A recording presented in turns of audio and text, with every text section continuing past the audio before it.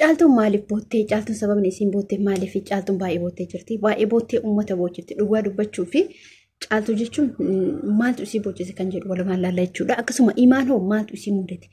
Imaan illee rakkoo cimaatu isii mudate jechuudha. Imaan jala abbaan mana isii yookiin shukurinnaan isa jedhamu sun daa'ima isii hate jechuudha. Daa'ima isii dhuguma hate moo eenyutu duuba imaan jira? Eenyutu daa'ima kana baase? Akkasuma gammachuun caaltuun wanni isii boojjisu maaltu isii boojjise? Caaltuun hedduu takka boottee nullee boojjisu. Dhugaa dubbachuuf viidiyoo isa yeroo laadetti baay'ee tokko bo'ee akkasuma imaan illee ilmoo isii wajjin jinqamtee mana yaalaa keessatti otoo namni tokko isii bira dhaabatiin dhiiga isii yaasaa mana yaalaa sanii akkasumatti dhugumatti baay'ee ulfaata.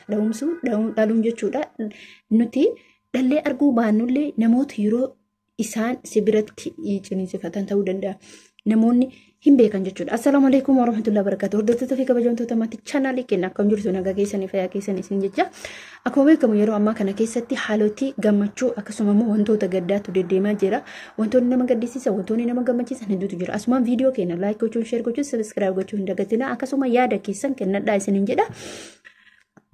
Egaa akkuma beekamutti hordoftoota fi kabajamtoota kiyyaa caaltuun baay'ee boottee uummata boochiftee nus boochiftee ufillee miira keessa galte. Caaltuun dhugumatti baay'ee tokkotti miira keessa galte. Sababiin isaallee wanni caaltuu boochisee wanni caaltuun bootee fi gammachuu fi dhugaa haati isii sun akkamitti guddistee asiin geette. Haati isii tuni akkamitti edda haadholiin akkana kan jedhamutu isii boochisee dhugumatti baay'ee namoonni tokko yeroo gaa'ela keessa seenu gaa'elarraan gara ilmaatti seenaa gaafsan dhugaa haadha isaa arga jechuudha.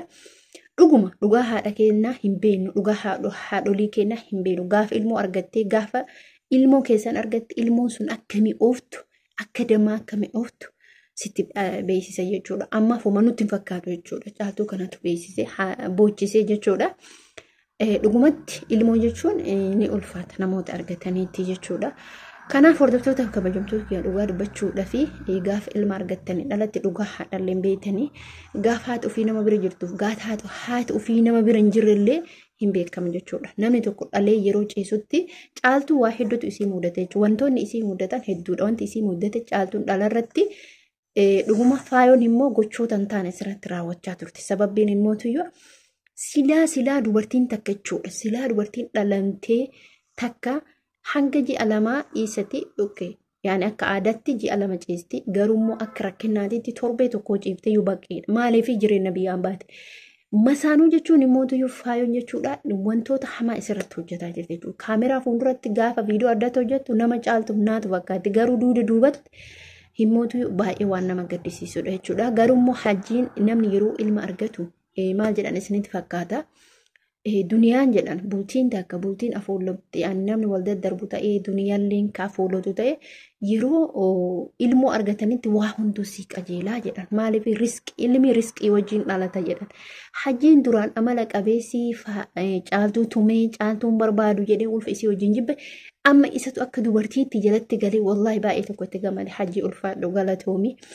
Dhiironni hundi odoo akka isaa taate jechuutu jira jechuudha. Namoonni tokko amma koomantii jalatti maaliif namni jallata boodarra ni qajeela. Maaliif ilma tana jechuudha.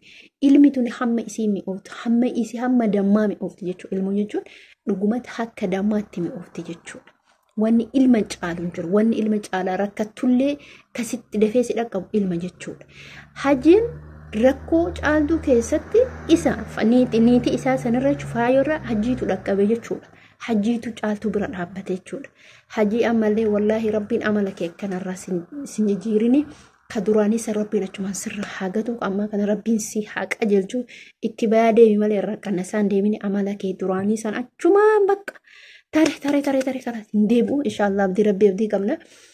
Isinin jechuu barbaada hordoftoota fi kabajamtoota kiyya. Maaliif yoo jettanii dhugaa dubbachuudhaa fi namni ni qajeela. Ilmaaf qajeela. Hin beeka jechuudha. Hajjiin hin beeka sirriitti beeka jechuudha. Namni yeroo tarii haati isaa biratti da'uu dandeetti hin dubbatu. Dhiirbee ta'anii waan dubbattu wallaahi waan dubbattu. Kanaan isinin jechuu barbaada hajjillee ulfaadhu caaltullee baga gammaddee baga rabbiin ammallee gammachuu tana caaltu rabbi si haa taasisu. Ilmallee ilma diinii qabu ilma imaana ilma biyya bulchu rabbi si haa taasisu. Hin beekamu ilma wallaahi quwwaa qabu rabbiin si haa taasisu. Ilma hafizul Quraan rabbi si haa taasisu sin jenna. Akkasuma nuti illee rabbiin ilma gaarii nurra habasu ilma gaarii nu haa kennu sin jecha. amma gariin ittiin isin dabarsu akkuma beekamutti waa'ee imaanidha jechuudha. Imaaneen maal keessa jirti? Baay'ee rakkadhee jira, baay'ee cinqamee jireetti.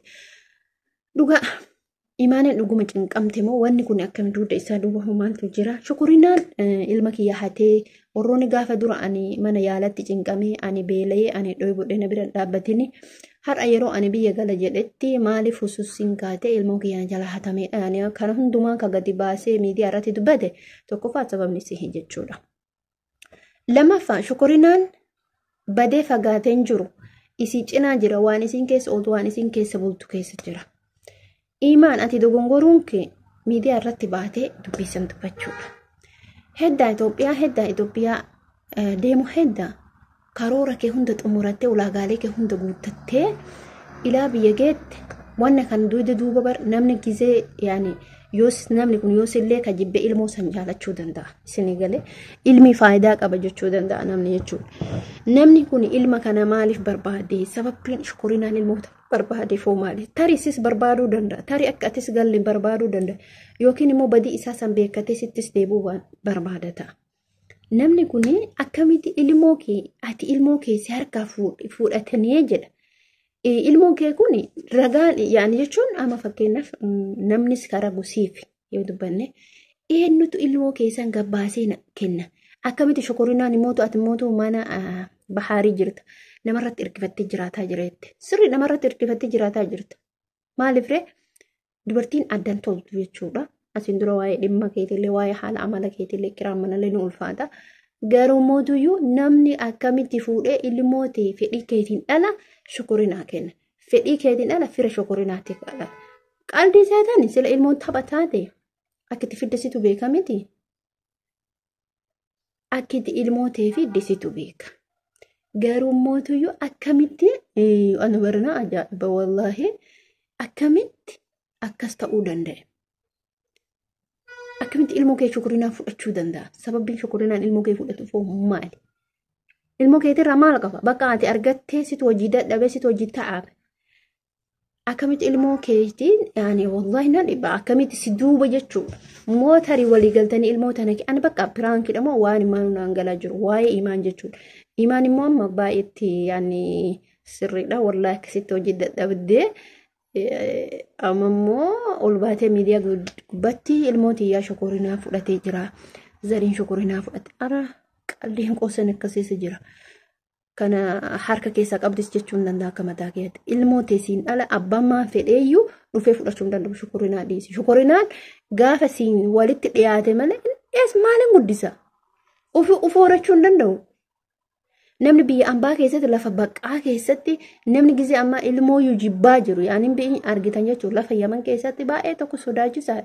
Akkamitti ilmoo tana shukurinaan ofii guddisuu deemoota inni fuudhetu guddisuudha bakka moo zarii shukurinaa asirtii akkanaati zariin shukurinaallee guddattee ergannaa yookiin hojjechiifannoo jedhama malee ilmoo biyya arabaa keessatti guddisuun ni ulfaata. Akkamitti haadhaan addaan baasuuf deema dhimma kana hoo maaltu duuba jira? Akkamitti bakka naafuun galleechuudha.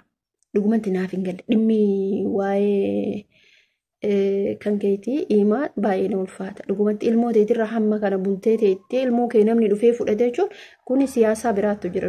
Duuba namatu si keessa nama keessaa qabu malee ilmoo teessiin alatti gaaf dura asiin dura tamsiilan piraankis irratti hojjete irratti bakka yeroo san irratti baay'ee rifattee maal har'a mootuyyuu baay'ee gaddee jira na barbaada maal jette ilmoo tee duuba. Namatu jira. Namatti wajjin nyaattee dhuudutu jira. Tarii immoo piraankidha malee ani waan akkana kana keessa hin jiru jechuudha. Ilmoon qalbii miti. Qoosaan hin jiru waan akkasii jechuudha.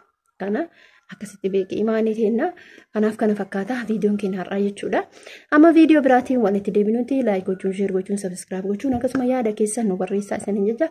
Assalaamu alaikum warahmatullahi wabarakatuh. Turtiin keessan hamma yoona na wajjin turtaniif hedduu takka galatooma laayikii, sheerii, koomentii barreessaa. Bye bye.